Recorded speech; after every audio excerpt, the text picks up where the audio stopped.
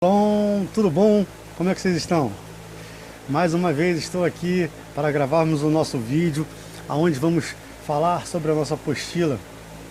Como sempre, antes de falarmos da apostila, venho sempre lembrar a todos do nosso compromisso para uns com os outros, para estarmos sempre orando e buscando auxiliar-nos uns aos outros.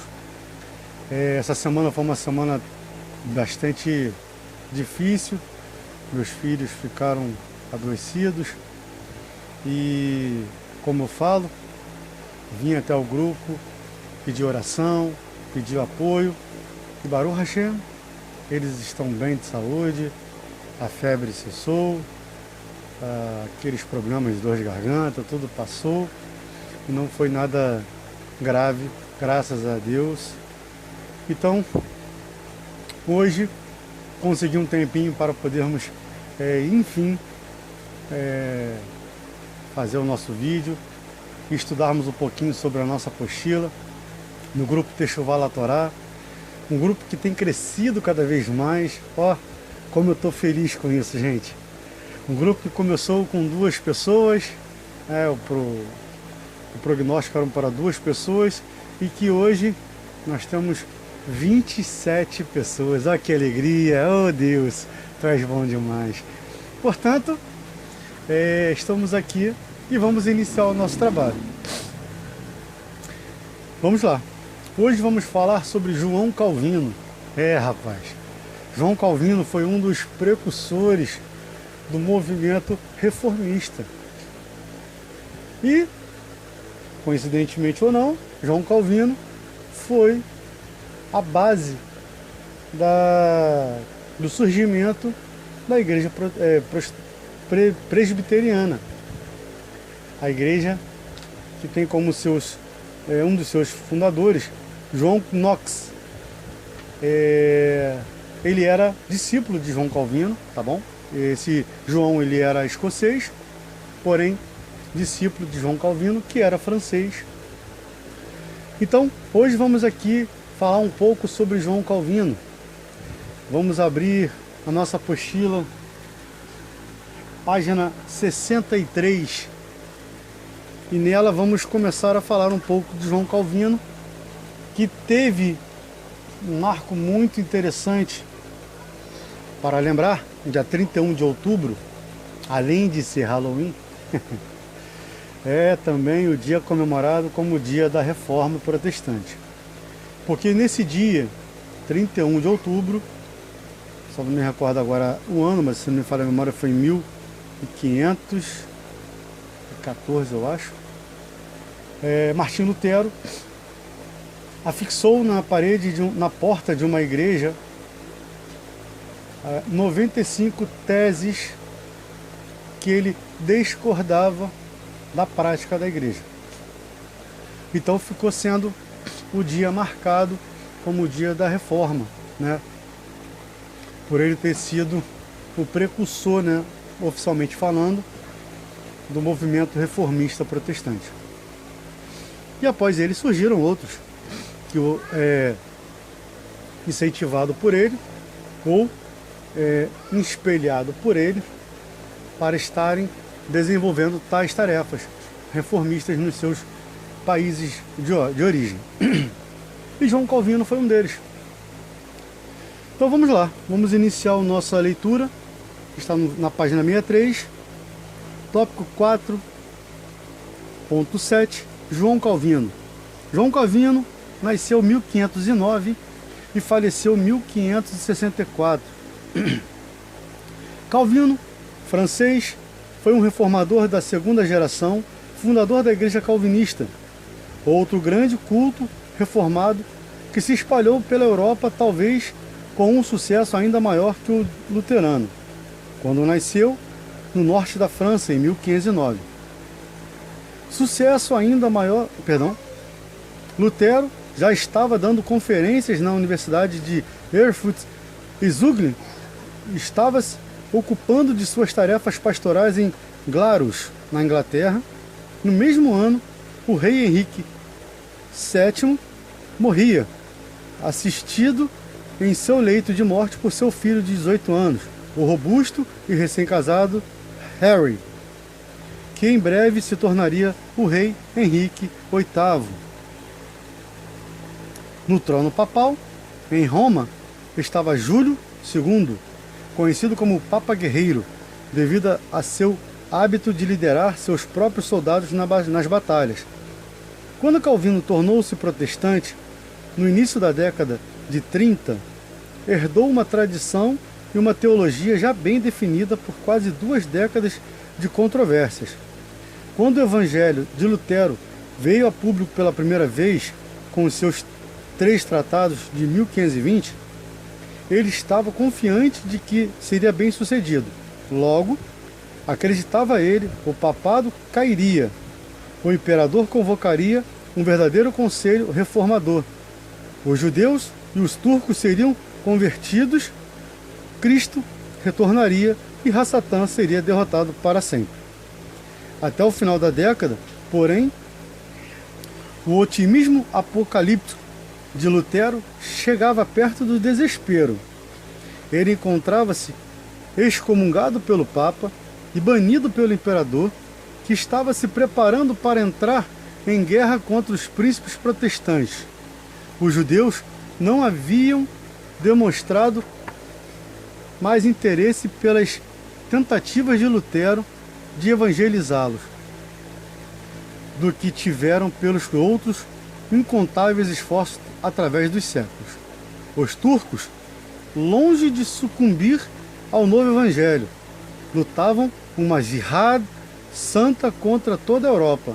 Já em 1525, eles tinham avançado até os portões de Viena, ainda mais instáveis que as ameaças externas eram desenredadas interno da reforma.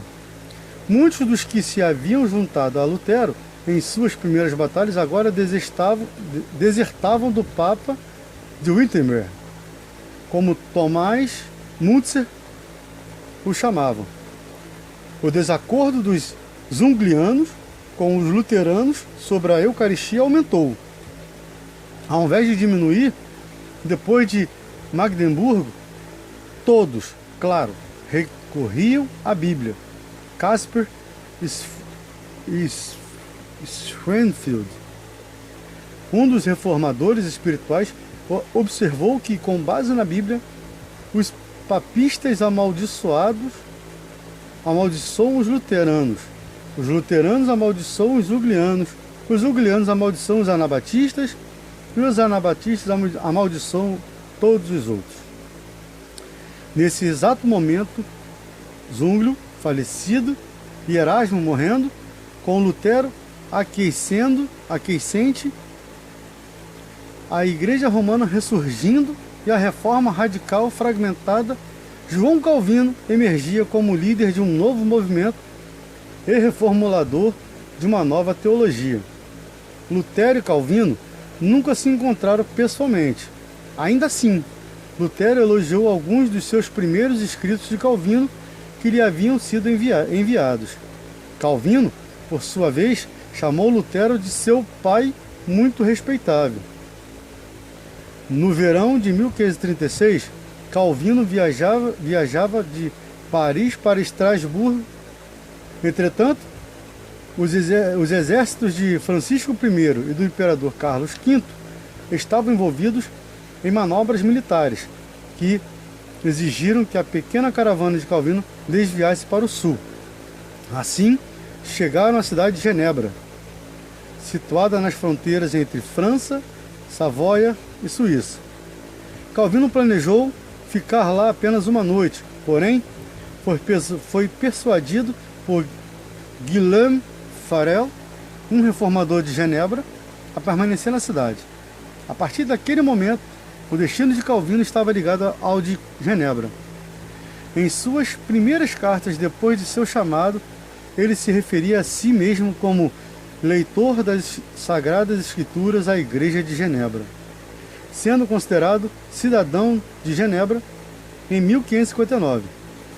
Apenas 5 anos antes de sua morte, graças à sua influência, a República de Genebra se transformou em um regime teocrático, o que lhe conferiu um incrível impulso para o comércio, os investimentos e a educação. Um conselho eclesiástico cuidava da moralidade do cidadão, combinando penas severas até mesmo para pequenas infrações, e se ocupavam dos crimes de heresia.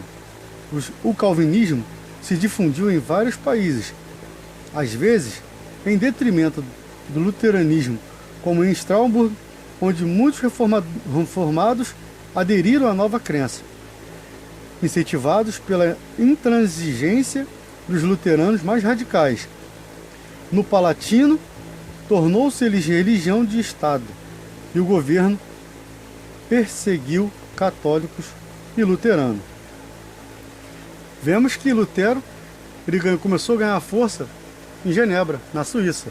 Por isso que um dos seus seguidores, João Knox, que é de 1514, faleceu em 1572, foi um dos grandes discípulos de Calvino. Por isso que na Suíça houve-se um movimento muito grande, um apoio incondicional a toda a teologia de Calvino, devido ao fato dele ter ficado lá e feito escola lá. Agora vamos para a parte interessante. Qual é a teologia de Calvino? O que ele pregava, o que ele ensinava, quais eram a posição de fé dele, né? E isso é o mais importante. Porque vemos que todos eles tiveram grande aceitação pelo mundo, né? Inclusive hoje temos muitas igrejas, como eu falei ainda agora, a presbiteriana é uma continuação de Calvino, né? Da teologia de Calvino. E temos a luterana em vários pontos, em várias igrejas, que seja Assembleia, seja a própria luterana, seja a batista, muitas delas praticam atos que foram ensinados por Martinho Lutero. Agora, o principal, o que eles pregavam? Vimos que Martinho Lutero, ele era anti-Torá. Ele ensinou muita coisa e pregou muita coisa contra os judeus, Torá, o Deus de Israel, ensinando novas teologias, novos conceitos, novas interpretações bíblicas, que longe do que era real. E João Calvino? Vamos ver agora. Continuamos. Um estudo básico da teologia de Calvino deve passar necessariamente pela análise do livro As Institutas, lançado por Calvino em 1536 e com a última edição feita em 1559.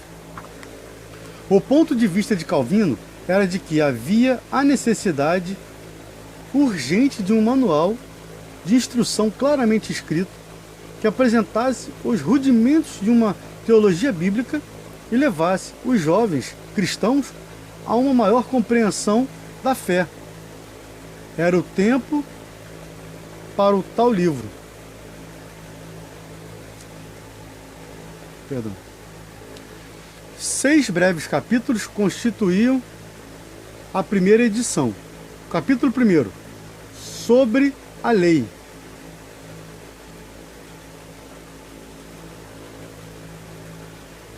Era basicamente uma exposição dos 10 mandamentos. O capítulo 2 tratava da fé e abrangia um comentário sobre o credo dos apóstolos. Nesse contexto, a doutrina da predestinação era apresentada, mas apenas numa forma superficial e não polêmica.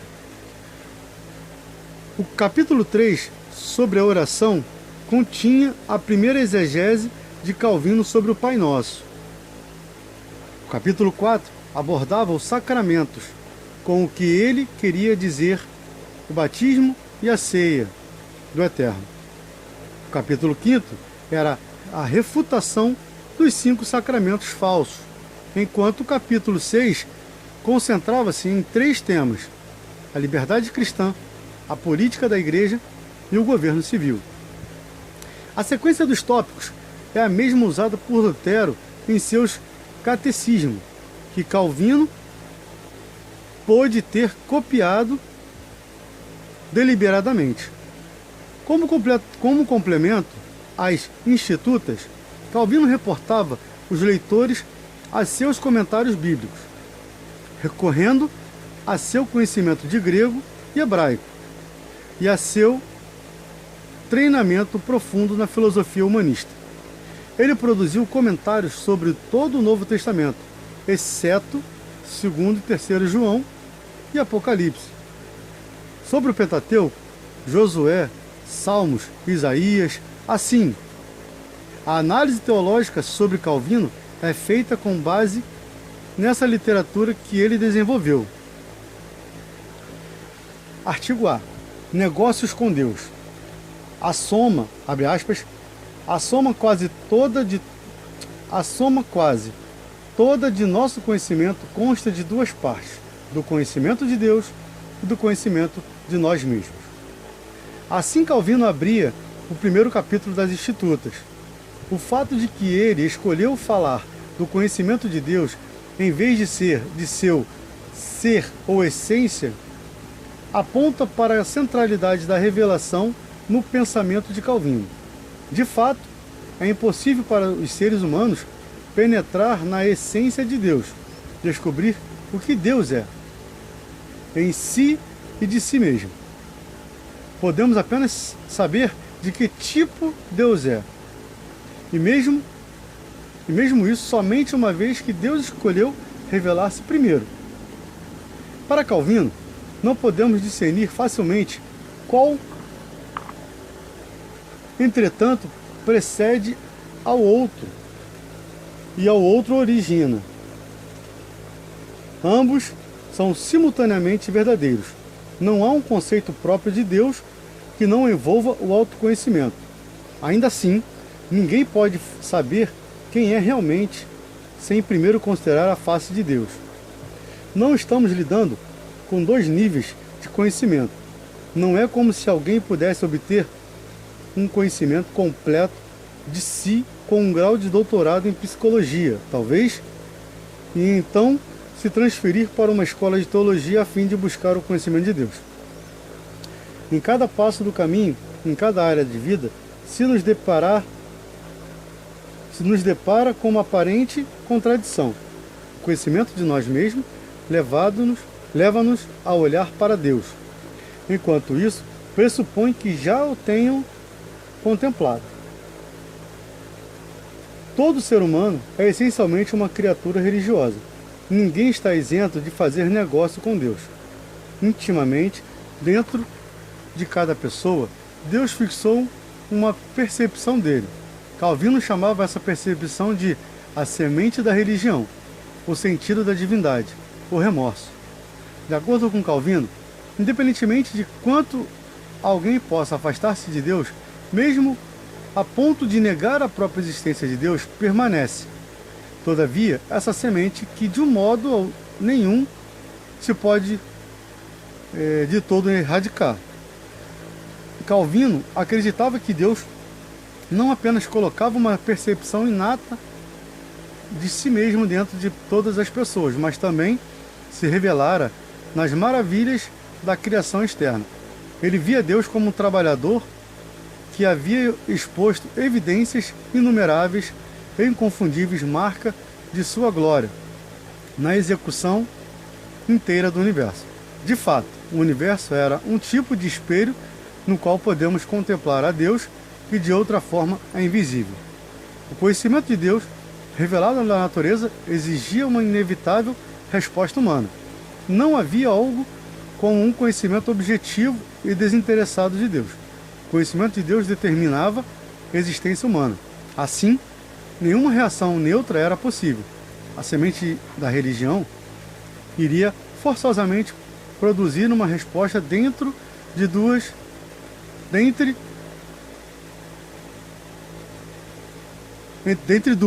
piedade ou idolatria.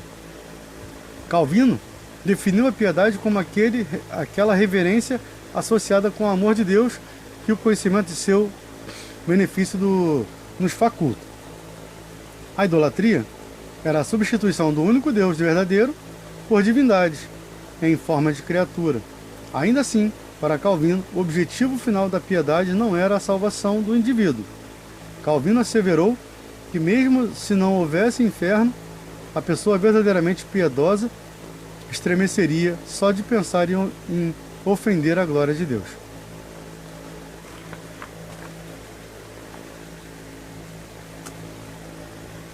Vamos continuar? A humanidade perdida no labirinto. Só para a gente ter uma ideia aqui sobre esse conceito da semente de Deus em nós, que ele se refere, ele mostra aqui que o ser humano ele já é praticamente conduzido.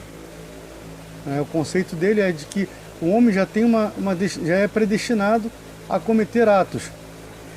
Tipo, se ele vai fazer algo que não confere às escrituras, esse remorso, ou ele comete algo que não é correto, esse remorso mostra para ele que ele cometeu algo errado, que ele está diante de Deus de forma errada e que ele precisaria se consertar. Ou ele, antes de cometer o ato errado, ele teria aquela condição de tipo o toque, né? Ai, será que está certo eu fazer isso? Mas acaba fazendo e depois que faz ele sente remorso, busca o próprio perdão, ou ele negligencia a esse sentimento de perdão, né? E continua atropelando os seus atos.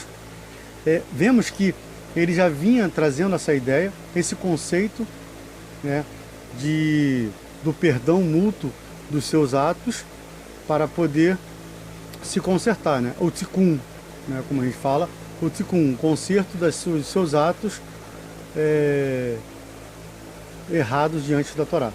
Porém, vemos que ele já começa a mostrar um conceito de quê? De negociar com Deus. Ele usa esse termo, negociar com Deus, como você tem a possibilidade de negociar. Pô, eu fiz ato errado, Senhor, então deixa eu me consertar contigo assim.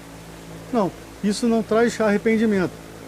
Quando você comete um erro e você busca consertar esse erro, mas de modo físico, né, de modo sem sentir de fato arrependimento pelo que está fazendo, comete erro de novo. E vai ser sempre um círculo vicioso, né? Erra, aí volta, se conserta, erra de novo, volta, se conserta, erra de novo. Até quando? Até quando vai ser? Será que Deus vai ter dessa pessoa essa compaixão eterna? Né? Será que a pessoa errando e consertando diante do Eterno, será que ele já não está vendo que isso está errado? Vamos continuar. A humanidade perdida no labirinto. Por um lado, ele aceitava que a ordem da natureza teria levado a uma compreensão correta de Deus. Se Adão houvesse conservado íntegro,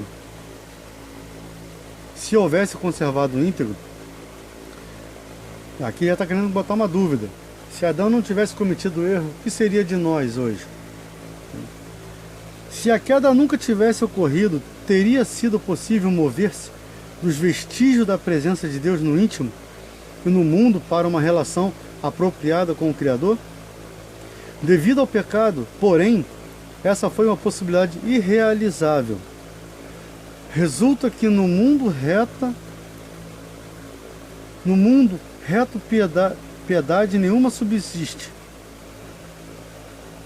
O conhecimento de Deus, no domínio natural, tinha apenas uma função negativa: tornar os humanos inexcusáveis de suas idolatrias. Inexcusáveis. Uma das imagens favoritas de Calvino para a alienação humana em relação a Deus era o labirinto.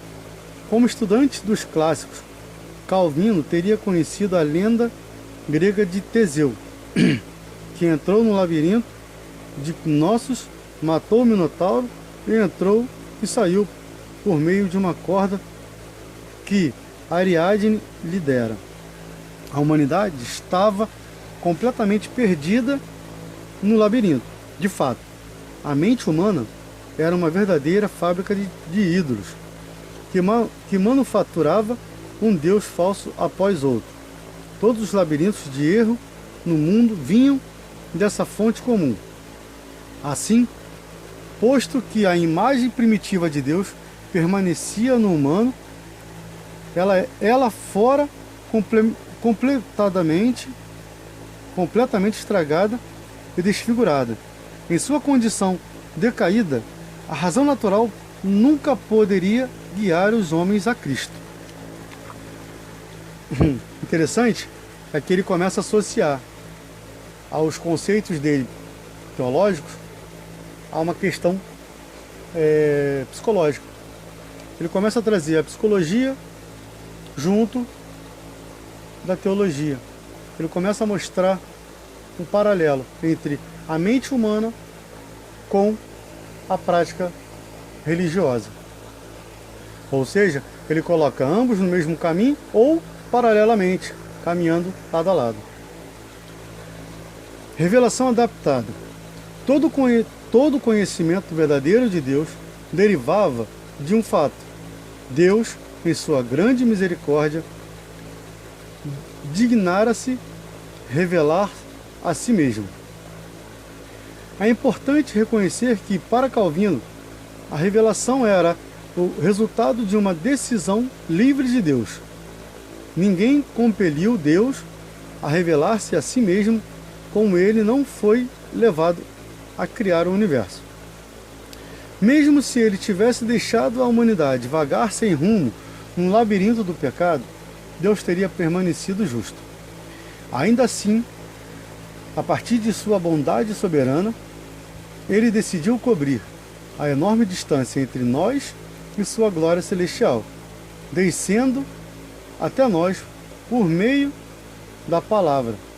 Para descrever o processo da revelação, Calvino usou a palavra adaptação. Deus não pode ser compreendido por nós, disse Calvino, a não ser à medida que se ajusta a nosso padrão. Além disso, Deus adapta-se à nossa capacidade ao comunicar-se conosco. Provavelmente, Calvino tomou o princípio da adaptação da tradição da retórica clássica, que ele estudara como humanista. O objetivo preciso da retórica era ajustar, adaptar, conciliar ou encaixar certa linguagem de maneira que fosse apropriada para os ouvintes pretendidos. Isso também foi o que Deus fez ao tornar-se a si mesmo conhecido. A revelação adaptada de Deus continha dois movimentos. O primeiro movimento, no processo de revelação para a decisão livre de Deus de não manter sua palavra calada em seu peito, mas sim lançá-la adiante na ordem criada. A palavra manifestou-se mesmo nos opera dei, que serviram de testemunhas e mensageiras da glória de Deus. Calvino exultou nessa revelação natural, pois, abre aspas, pois os pequenos pássaros que cantam de Deus. Os animais clamam por ele, os elementos o temem, as montanhas o ecoam, as fontes e as águas correntes lançam seus olhares para ele, e a relva e as flores sorriem perante ele. Entretanto, por causa da pecaminosidade humana, o efeito salvífico das obras de Deus na natureza foi nulo. Elas podiam apenas deixar as pessoas sem desculpas ante o tribunal de julgamento. Mesmo assim, Deus desejou tornar-se próximo à família.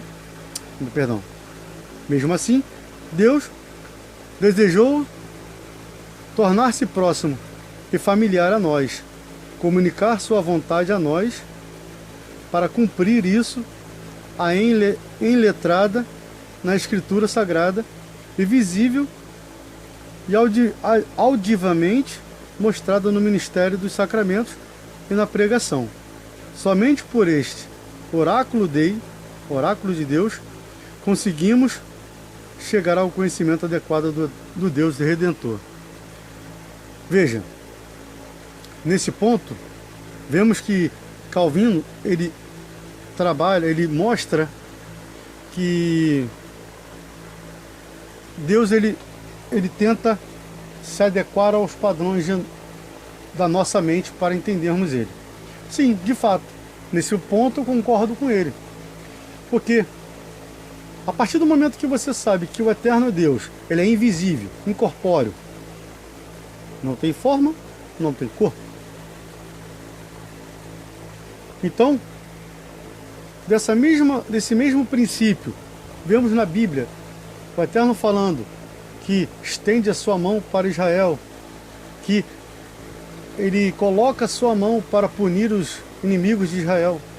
Opa! Deus tem mão?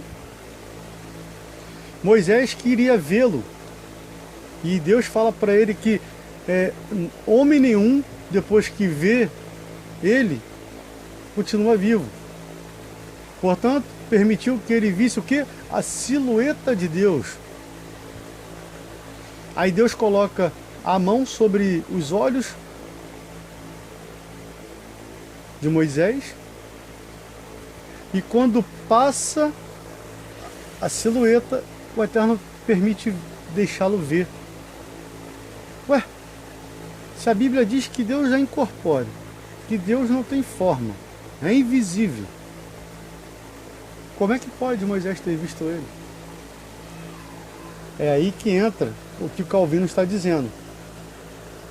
Ele mostra que para o homem poder entender Deus, conhecer e buscar uma consciência de quem é Deus, o homem necessita ver algo. Tanto é que todo homem, ele tem sempre o quê?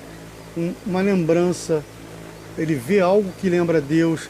Nós temos o tzitzit, que a Bíblia diz que usamos ele, que ao olhar para as franjas, lembraremos dos mandamentos para serem cumpridos, respeitados. Ou seja, o Eterno trabalha com o nosso olhar, com a nossa percepção humana, física, material. Ele sabe que o homem é limitado, por mais que nós temos que adorá-lo de modo pleno, precisamos ter uma percepção de que ele existe através de alguma coisa. Então, o homem precisa, tanto é que quando Moisés subiu ao monte, ficou lá para receber as tábuas da lei, o que aconteceu? O povo achou que Moisés tinha sido abduzido por Deus, arrebatado por Deus, porque ele não voltou. Passou-se 40 dias. E aí, cadê Moisés? E Moisés ficou por lá. Entendeu? Então vamos criar um Deus. Aí criou-se o bezerro. Que absurdo. O povo precisa ver alguém à frente dele para poder adorar, para poder seguir. Tanto é que Deus, ele colocou uma coluna de fogo e uma nuvem para poder conduzir Israel de dia e de noite. Olha só a importância. E veja bem, quanto Deus conhece o homem.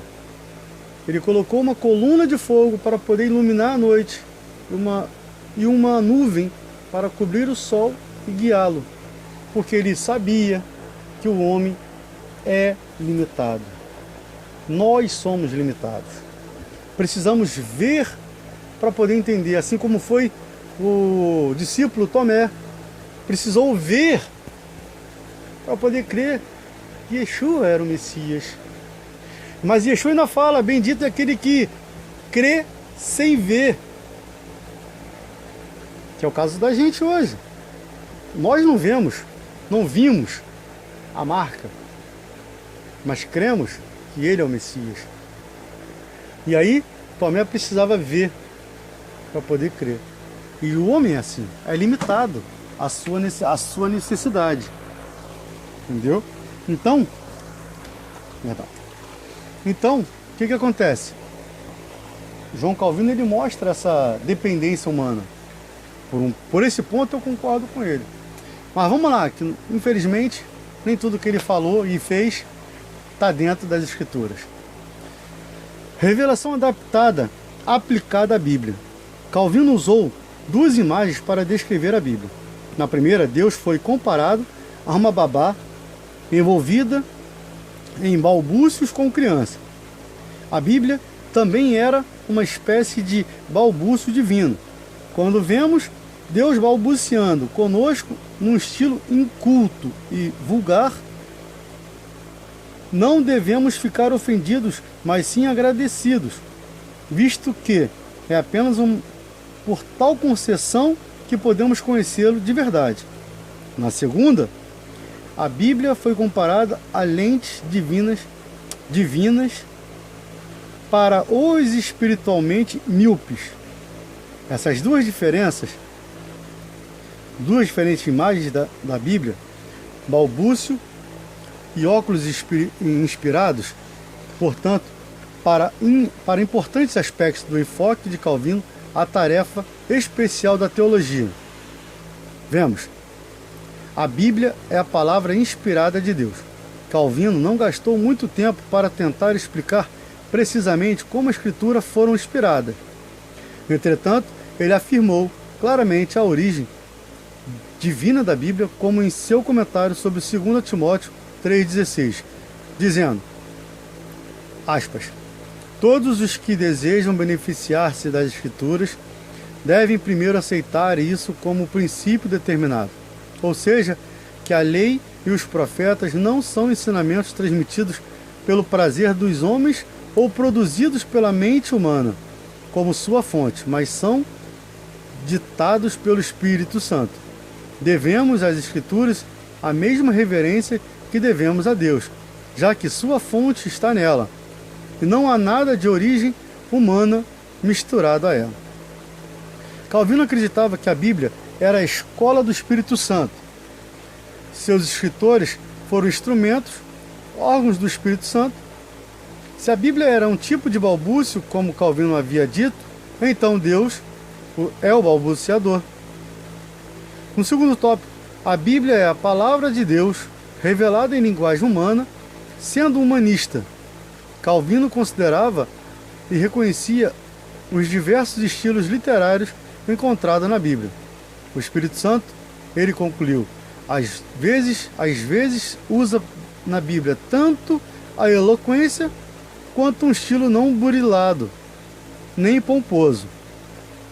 Calvino explicou que Deus se adapta a nosso modo comum de falar por causa de nossa ignorância e às vezes, por assim dizer, até mesmo gagueira. Ainda assim, no ensino rude e humilde do Evangelho, os cristãos descobrem exatamente as palavras da própria vida. Calvino lidava com o texto de forma ao mesmo tempo reverente e crítica. Ele duvidava tanto da autoria paulina de Hebreus quanto da autoria de 2 Pedro por parte de Pedro, a última por razões estilísticas, mesmo considerando ambos os textos canônicos. Na harmonia dos evangelhos sinóticos expressa por Calvino, ele geralmente tentava conciliar discrepâncias aparentes, tais como o número de mulheres no túmulo vazio, mas nunca perdeu de vista a humanidade e as personalidades distintas dos escritores evangélicos. Ele lidava abertamente com as diferentes sequências de tempo dada para a purificação do tempo. Mateus e Lucas declaram que logo que Cristo entrou na cidade, e no templo, ele expulsou os que vendiam e compravam. Marcos satisfazia-se em dizer, então, que Jesus presenciou a cena e coloca a expulsão real no dia seguinte. Eu os concilio, dizendo que, quando ele percebeu, não havia falado da purificação do templo, colocou-a mais tarde fora de lugar. Calvino retratou Marcos como autor genuinamente humano, compondo uma narrativa, selecionando o material, recordando uma omissão e depois inserindo-a em seu texto, fora de lugar. Outro exemplo da exegese de Calvino também demonstra seu respeito pelo caráter humano das Escrituras. Em seu comentário de Atos 7,14, ele abordou a contradição entre Estevão e Moisés sobre o número exato de israelitas que acompanharam Jacó ao Egito. Estevão disse que foram 75, mas em Gênesis 46:27 traz apenas 70. Depois de examinar várias soluções possíveis, Calvino concluiu que o erro provavelmente surgiu com o engano de um copista ao ler o texto da Septuaginta. Teria sido um erro fácil de ser cometido, já que, conforme Calvino ressaltou, os números em grego muitas vezes são indicados por letras. Mas Calvino continua: esse não é um assunto tão importante para que Lucas confundisse os gentios sobre isso. Quando eles estavam acostumados ao texto grego. O propósito da história é mostrar o poder de Deus em formar um grande povo a partir de um grupo de tão pequenos. É mais adequado que ponderemos sobre esse milagre que o Espírito nos confia no que ficar perturbados e ansiosos sobre a única letra, pela qual o número se altera. Pouco depois, no mesmo texto, Calvino assinalou ser óbvio que um erro foi cometido, ao trocar o nome de Jacó pelo de Abraão, Atos 7,16. Portanto, esse versículo deve ser corrigido de acordo. Calvino tinha confiança implícita tanto na autoridade das Escrituras como um oráculo inspirado por Deus, quanto na capacidade que tinham de cumprir o seu propósito, manifestar a Cristo. A Bíblia é confirmada ao cristão pelo testemunho interior do Espírito Santo. Para Calvino, não havia nenhuma plataforma epistemológica independente sobre a qual os cristãos pudessem postar-se e decidir, objetivando a favor ou contra a Bíblia. Como alguém poderia saber que a Bíblia era a palavra de Deus? Tal segurança só poderia existir se o mesmo Espírito Santo, que inspirou os profetas e apóstolos, estivesse presente para iluminar a mente da pessoa e confirmar dentro dela a verdade que fora revelada. Calvino dizia que, enquanto alguns exigiam provas racionais de que Moisés e os profetas eram inspirados, o testemunho do Espírito é superior a toda a razão. A capacidade de reconhecer a Bíblia como palavra de Deus, então, não era aptidão adquirida com estudos acadêmicos, nem percepção obtida por pressuposições dogmáticas. Antes, era o livre dom do próprio Deus. Para o cristão, iluminado pelo Espírito Santo, havia correlação direta entre os momentos de inspiração e de saber. Calvino considerava que haviam muitos testemunhos na igreja e dos mártires. Nenhum deles eram sem valor para o cristão, mas eram, no máximo, apenas auxílios secundários para a nossa fraqueza, comparados com aquele testemunho principal e mais elevado. Calvino manteve a unidade da palavra do Espírito contra duas atitudes opostas. Por um lado, os católicos subestimavam o papel do saber, subordinando as Escrituras à Igreja. Eles recorriam às palavras de Pedro: nenhuma profecia das Escrituras provém de uma elucidação particular. para proibir qualquer manuseio individual da Bíblia e para arrogar-se a seus concílios e autoridade imbatíveis de interpretação das Escrituras. Calvino argumentava que a palavra particular, nesse contexto, não significava individual, mas humanamente particular. Esse contexto não significava individual, mas humanamente elaborada. Calvino, como Lutero, afirmava que as Escrituras eram o ventre de onde a igreja nascia, e não vice-versa. Papas, concílios, mesmo os pais da igreja que Calvino frequentemente citavam, todos eles podiam estar, e muitas vezes estavam, em erros. Mediante o testemunho interior do Espírito Santo, as Escrituras autenticavam a si mesmo e revelavam sua interpretação adequada ao cristão diligente. Por outro lado, alguns dos contemporâneos de Calvino, fanáticos, como ele os chamavam, estavam tão fascinados pelo Espírito que viam pouca necessidade da palavra escrita. Porém, o Espírito Santo não desviava das Escrituras, mas era reconhecido em sua conformidade com elas. O Espírito Santo de tal modo se liga à sua verdade, que expressou nas Escrituras, que manifesta e patenteia seu poder. Então, afinal, onde se rende a palavra a devida reverência e dignidade? Fecha aspas. Toda a teologia de Calvino foi desenvolvida dentro desses limites. A objetividade da revelação de Deus nas Escrituras e testemunho confirmador e iluminador do Espírito Santo no cristão. Para Calvino, a função central das Escrituras é para a nossa edificação, a fim de capacitar-nos a ver o que de outra forma seria indiscernível.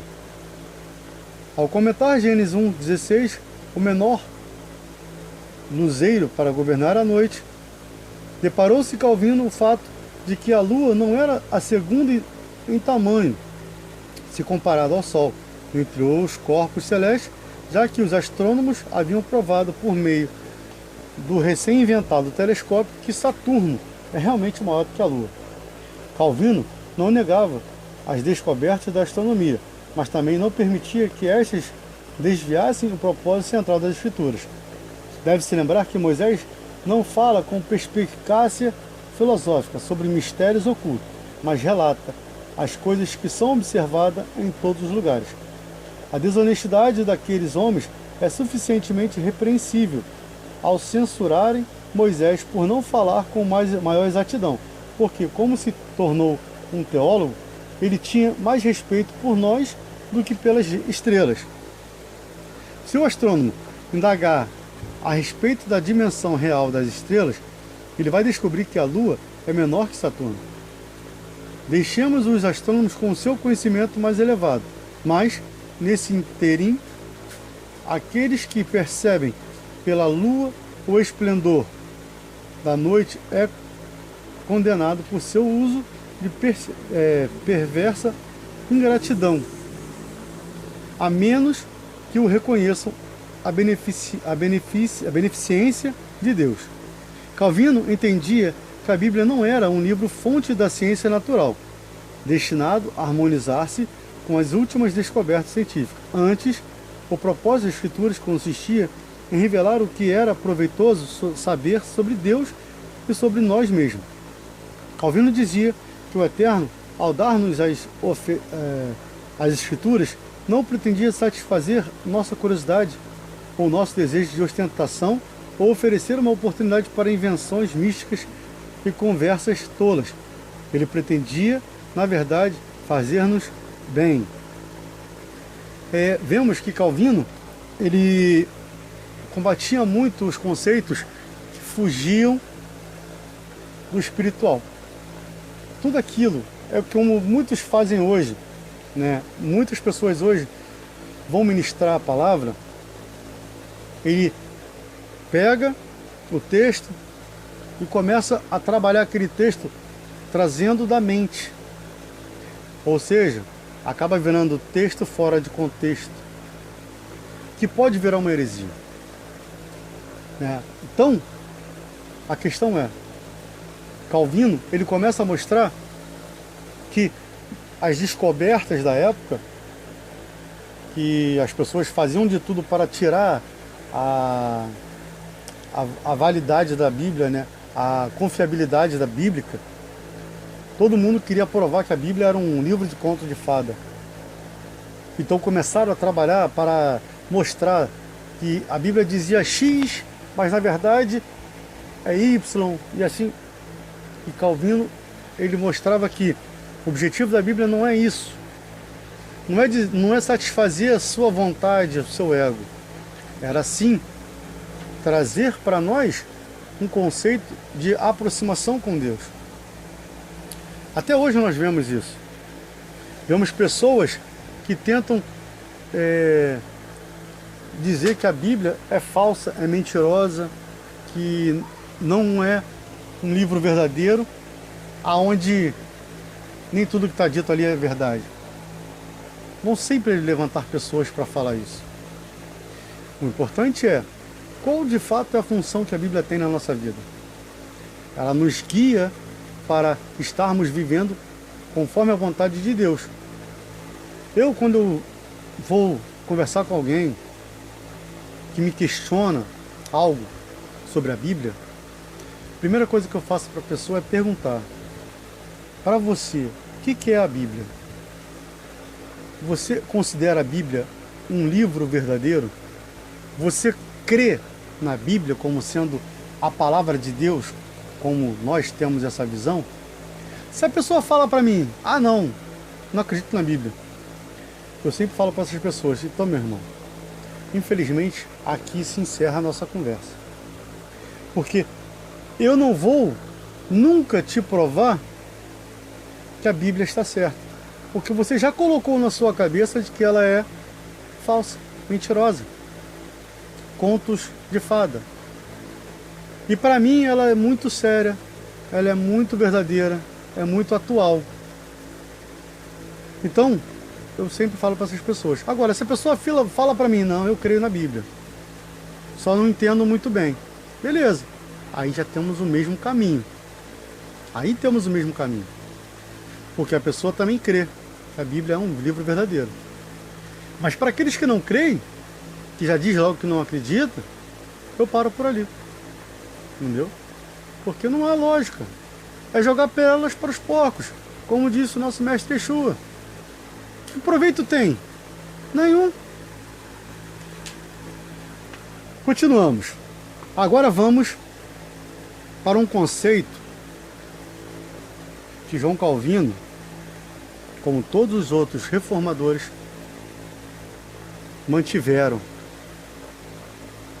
o conceito da Trindade. O Deus Trino. Nem Lutero, nem Zwinglio dedicaram muita atenção à doutrina da Trindade. Ambos aceitaram as formulações ortodoxas da unicidade e da Trindade de Deus desenvolvidas pelo primeiro concílio. Mas nenhum deles se sentiu compelido a aprimorar esse ensino. No início de sua carreira, Calvino também seguiu esse modelo. A primeira edição das Institutas continha apenas uma escassa afirmação sobre a Trindade. A própria palavra Sacra Trinitas é mencionada apenas 2 vezes.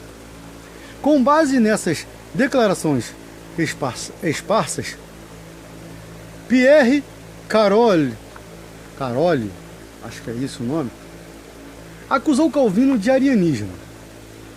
Calvino desmentiu essa falsa acusação, mas daí em diante ele se tornou um defensor inflexível da doutrina da Trindade. Essa postura foi reforçada por seus encontros particulares com antitrinitarianos genuínos, como Serveto, Gentili, Gribaldi. Este era um advogado paduano que disseminou livremente suas dúvidas sobre a Trindade entre os refugiados de fala italiana em Genebra. Devido a uma instigação de Calvino, Gribaldi foi banido da cidade em 1557 por minar e perverter o principal artigo de nossa fé. 4 anos antes, Serveto, pelo mesmo crime, havia encontrado destino pior do que o exílio. Calvino provou ser impecavelmente ortodoxo em suas próprias formulações da Trindade. Quando professamos crer em um só e único Deus, pelo termo Deus, entende-se essa essência única e simples, em que compreendemos três pessoas ou hipóstases. Ele estava bem consciente de que palavras como ousia, hipostasis, persona e mesmo trinitas eram termos não bíblicos. Certa vez ele disse, provera que esta fé entre todos se patenteasse que o Pai, o Filho e o Espírito são um e um único Deus, todavia, assim que nem o Filho é o Pai como tal, ou o Espírito, o Filho, ao contrário, que são distintos entre si, por determinada propriedade. Contudo, precisamente por alguns heréticos, como Ário, terem usado a linguagem bíblica para afirmar conceito não bíblico de Deus, Calvino achou necessário refutar os erros deles, empregando palavras como trindade e pessoas para tornar a verdade clara e lúcida. Olha, como acabei de falar, ele começa a dar ênfase ao conceito e à teologia da Trindade. Os que negavam a doutrina da Trindade certamente tocavam no nervo sensor de Calvino. Eles os chamou de serpentes traiçoeiras, gagos, velhacos, certas pessoas frenéticas como Severo e os seus, que conspiravam em engodos e absurdos vis, porque a Trindade era questão tão importante para ele. Por que a Trindade era tão importante para ele? É uma questão. A Trindade era crucial porque era um testemunho da divindade de Jesus e assim da certeza de salvação obtida por ele. O propósito do trinitarianismo de Calvino, como o de Atanásio, era soteriológico. Ele queria salvaguardar a mensagem bíblica de que Deus é manifesto na carne, contra interpretações falsas como a de Serveto, que mistura com as criaturas todas, tanto o Filho de Deus quanto o Espírito. Assim, na primeira edição das Institutas em diante, Calvino estabeleceu a confissão da Trindade no contexto litúrgico, ou seja, na invocação do Deus Trino no batismo. O batismo no nome do Pai, do Filho e do Espírito Santo testemunhava tanto a unidade como a Trindade de Deus. As distinções dentro da divindade eram vistas nas características particularizadoras de cada pessoa. A misericórdia gratuita do Pai, mediante o sacrifício de sua morte, o Espírito Santo purificando e regenerando, tornando-se partícipes dos benefícios do Filho.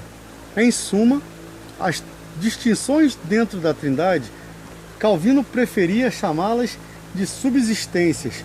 Não deviam ser entendidas como divisões. Havia um único Deus que conhecia a si mesmo e que se revelou como Pai, Filho e Espírito Santo. A Trindade era o fundamento da salvação, porque apenas quem era verdadeiramente Deus podia redimir os que estavam totalmente perdidos. Na liturgia do batismo e na doxologia,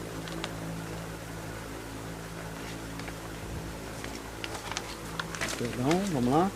Doxologia da Trindade era confessada, não para definir completamente o ser de Deus, pois quem poderia fazê-lo, mas apenas, como Agostinho já havia dito, não ficar em silêncio diante do mistério de sua presença. Vejamos, ele começa a trazer e a enfatizar o conceito da Trindade nos seus ensinos. Mais uma vez, esse conceito de Trindade ele tem uma origem pagã.